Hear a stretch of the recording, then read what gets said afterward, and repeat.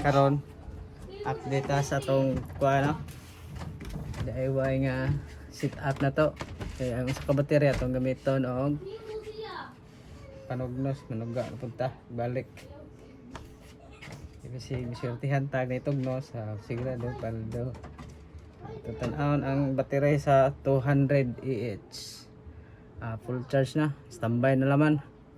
Ang gikan sa kuan panel nga charging ni ja maoray gi consume sa tong gamit karon. Gamit ta og unsa nang ref. Ang ref dito nya ang sa 100 Ah sigurado standby magani ang 200, ang 100 Ah sa baka di na standby. So naka-standby na po ang 100 Ah. So okay kayo. Kusog kayo ang atong init na amdag kayo. Under ng atong ref ana, naka solar na siya. Dire liwa pa man naka-ayos ni sila. Magtuto ni dinigi kuan gigamit naka-plug in na ani nara tayo pa do ngare outlet dire gawas extension dayon diha baw nara yung charging of 10 amperes. Okay kayo kaya gamit tapos daw sa itong panugnos manugnos ang basi maswertihan ta sigurado paldo yun itong i-off na sama na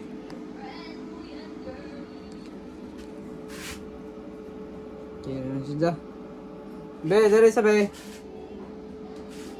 alisa i-off na ito ang inverter 1 kilowatt na 1 kilowatt na itong inverter na not inverter.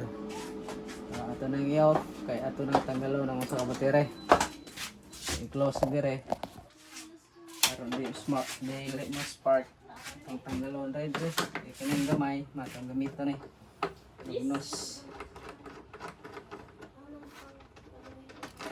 tanggal ya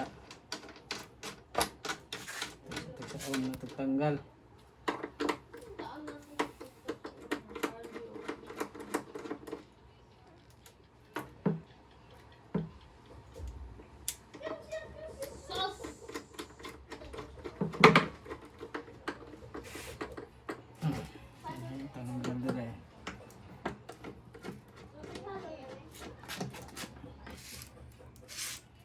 tanggalon kay full charge na saan na itong gamitin o itong ibalik ni og kaya sa kaya makuha na manggang ito pa manugdos ito managat. Okay ano itong mga battery 100 Ah kasi SA og 200 Ah nga Gentile power 200 Ah na okay kayo okay na ano pong power off on na charging na siya ops kaya dire 5 amperes so nag-open na to ana ang ating inverter okay kayo nasa 6 amperes saka na siya 7 dagan pa na siya atos 10 8 na okay starting na ko no okay so balik dire itong gamit okay